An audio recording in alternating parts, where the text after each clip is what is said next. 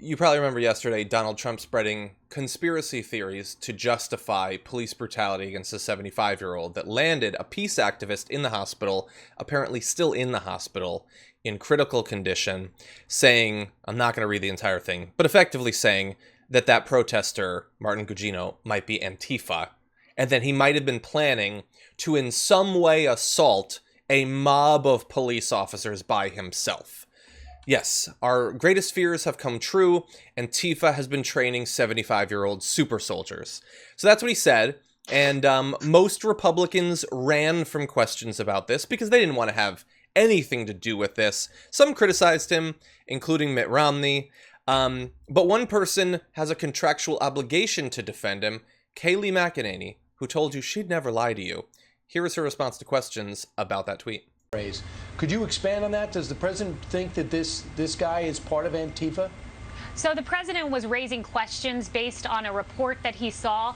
There are questions that need to be asked. In every case, we can't jump on one side without looking at all the facts at play. This individual had some very questionable tweets, some profanity-laden tweets about police officers. Of course, no one condones any sort of violence. We need the appropriate amount of force used in any interaction. But there are a lot of questions in that case. In fact, you had 56 police officers who resigned in protest of how their fellow officers were treated. So I think we need to ask why those officers resigned, what happened, what facts were on the ground, and the president was just raising some of those questions. That's all he was doing. He was just raising questions about a report, JR. From OANN. A report. I mean, I guess there was a camera rolling, and they were talking into it, and they were dressed fancy, so I guess it's kind of like a report.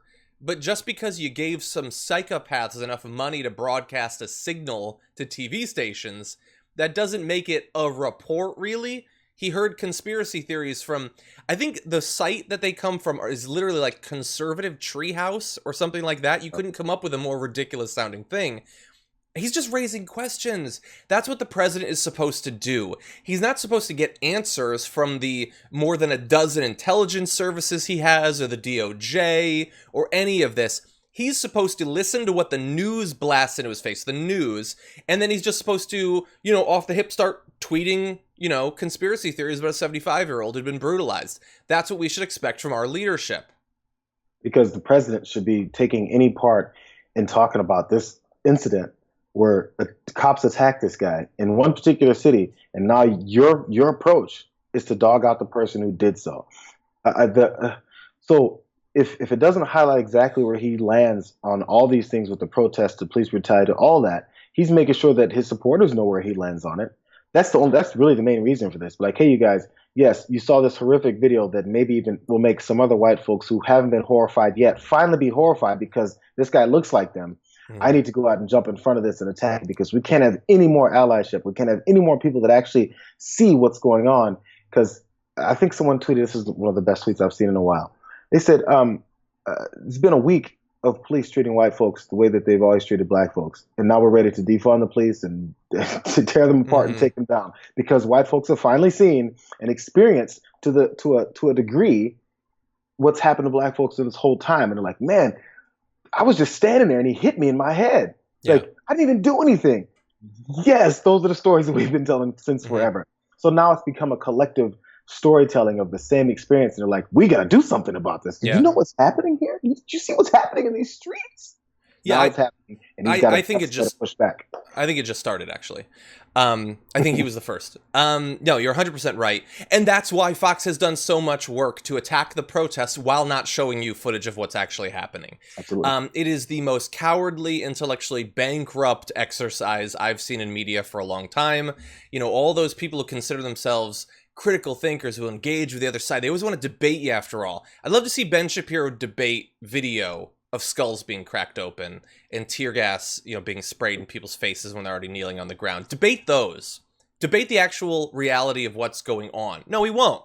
He's cowering, hiding, trying to hope, please let my audience not see this, because then they'll realize that I haven't been showing them. They'll wonder why. Why, if I'm so well equipped to use logic and reason and facts to fight back against the out-of-control left, why am I pretending that all this stuff isn't happening when everyone can see with their own eyes that it is? That's what Fox News and the independent right-wing media are doing.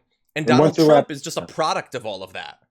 Yeah, once you're wrapped up in it, by the way, Kayleigh McEnany's whole line about the 57 police officers who resigned, little does she know that's and that's an indictment of the racist policy, of the racist systematic racism in the police force. If you're going to resign because these two cops, after shoving this guy on his head and walking over him while he's bleeding, is the reason for you to resign, you're a bad guy. Mm-hmm. This isn't a story to tell, be like, you know what? So then 57 officers, they all resigned after these two criminal cops did what they did. Hey, that tells me that whole group of 57 cops, good riddance, get out. You're the next ones to do it. If you're in support of that, that means you're willing to do it too. And if you're willing to support them doing it, you're another bad guy. Get out. You're 100% right. Yeah. Wait, so if other bad cops think that we should have been nicer to this bad cop, that implies that the cops are probably all good and Martin Gugino's bad. What weird world. Let's say he had some kind of scanner in his hand. He didn't. He's literally a peace activist who does work around affordable housing. He wasn't trying to suicide bomb into a bunch of cops. But let's say he did have some kind of scanner. You don't get to crack his skull open. You just don't. Yep. Not in any country I want to live in anyway. Yep.